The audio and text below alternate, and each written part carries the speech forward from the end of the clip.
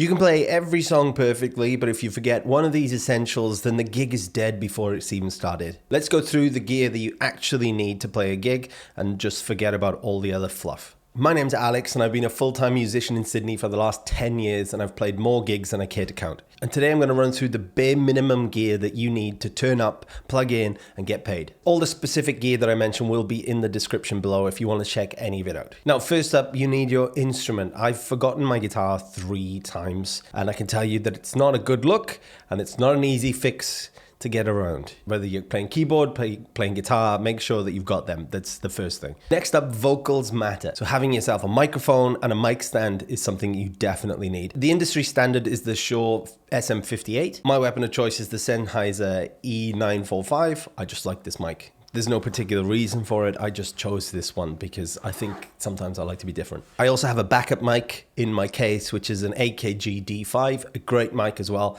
Both of them are just completely bulletproof, as is the Shure SM58. 3 of them are completely reliable and do a fantastic job. So just find a mic that you like and you think sounds good with your voice. At the beginning, you might not know what that is, so maybe go with something standard like an SM58. And when it comes to mic stands, make sure you get one with a boom arm that comes out, so nobody has to see you craning your neck to play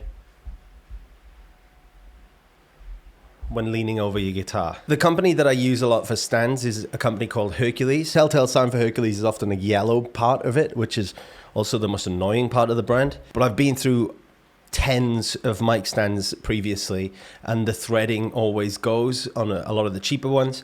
The Hercules one here is built like an actual tank, and so it's withstood so many years of gigging. So while it seems a little bit more on the expensive side for a good solid mic stand, I've had this one for about 6 years now and it's not had any issues. So we have our instrument and we have a microphone. Now we need something so people can actually hear us. Now you have 2 choices for this. You can go directly into the speaker from the mic and from the guitar or keyboard, or you can go into a mixer and then into a speaker. Both cases are viable, but having the mixer option gives you a lot more freedom and a lot more creativity, and then also allows you to add in more things further down the line. If you're playing a small space like a wedding ceremony or a cafe or something like that, Bose S1 is perfect. 2 inputs, Bluetooth connected, and it's battery powered as well, so you can put it in any location and not have an issue. There's a very basic EQ on those speakers, so you can adjust the sound slightly, but you will not get a full range of sound just because the speaker isn't big enough to really cope with a full big loud sound. Moving into a bigger space, if you're playing a bar or a pub or things like that, you're going to need a mixer and speakers. So when picking a mixer, it's important to make sure that you pick something with enough channels that you're going to use. So if you're going to plug in your keyboard, your guitar, you're going to use a vocal mic, you need enough for that, and then add some extra for other things. If you might get someone else to play with you who's also playing an instrument, or they might just be another vocal coming in. If you're playing an event, you might want another microphone for speeches, things like that. So just when you get in a mixer, you might only use 2 channels now, but just cover yourself and get a 4 or a 6 or something like that. My mixer of choice is the Zoom L8. I use it for vocals and guitar, and then when I'm playing duos, sometimes I'll have the drums come in, sometimes another vocalist. It just gives me a lot of freedom. And then also it records directly on the system itself. There's an SD card slot, so I can record any gigs and pair that then with any footage that I get from the gigs to make very good content from those. Would definitely recommend the Zoom mixers. They're very underutilized in live gigs, I've noticed. Not many people use them. My speaker of choice is the Bose L1 Pro 8. This meaty, battered up looking boy is used at pretty much all of my gigs. It's modular.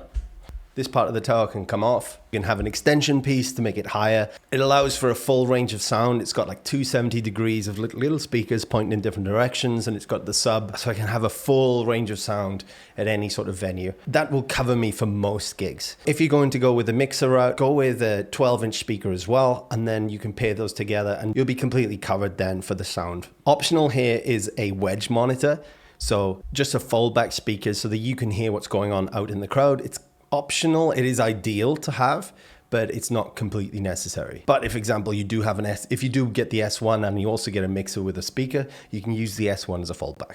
Just saying. This might just seem like a personal preference thing, but to me, if I see a musician who's carrying around a music stand and a folder full of printed out chord charts, it screams amateur to me. Often think that we're not going to be getting the best performance out of this person. I'm not saying you have to memorize all the chords to all the songs you can play. It's a good idea to remember the songs, but you don't have to do that. Instead, ditch the music stand, get yourself an iPad holder or a phone holder and attach that to your mic stand. Have all the chord charts and the set list on your phone or your iPad digitally, and it just makes it look a little bit tidier around you. And it just gives a much more professional vibe than having the... Also, nobody likes carrying around the music stand. They're so heavy and bulky. Like, just get rid of it. Get rid of it. Again, as you can tell with the yellow, this is a Hercules iPad holder that's completely adjustable. You can change it to fit your phone or whatever. The other benefit of having your phone or the iPad there instead of the music stand is it can then double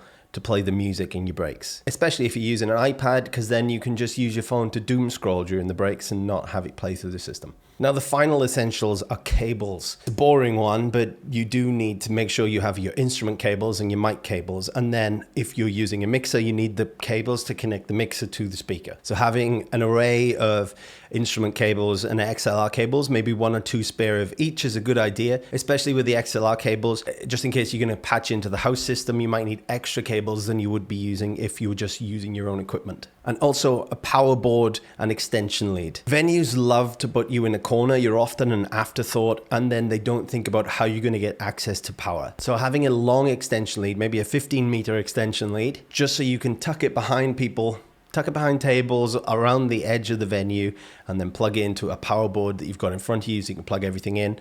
That's the best way to handle it. So I'm going to rip through some bonus ones here that aren't necessarily completely essential, but will help you out. So spare strings, snapping strings is inevitable. You will do it at some point, especially if you play quite percussively. Having a spare will stop it from ruining the gig or stopping you playing certain songs. If you're wondering why your guitar keeps getting quieter and then it starts sounding like it's distorted, it's because you haven't changed the battery in it. Bringing spare batteries will stop any issues like that. Just have them sitting in your bag and then just change them as and when you need them. Tape solves everything. Tape is the solve. It is the best thing you can have. Taping down cables, fixing a mic stand. Mic clip on your mic stand breaks. I've had that happen before. You can just tape on the microphone. Like little fixes like that, tape fixes all of it. Chargers, phone and iPad chargers, especially if you're using them for your set list and your chord charts, but also if you're going to bring a phone charger while you're playing your set, you can put your phone on charge, recording the set so you have promotional material to use later down the line and your phone's not dead then when you come into your breaks. The most essential, non-essential is a sign. Have a sign up so everyone can go and follow your socials. They can book you later down the line because they don't have to come up and talk to you, interrupt you in a song to say, sorry, who are you? Can I get a follow? Do you have a card?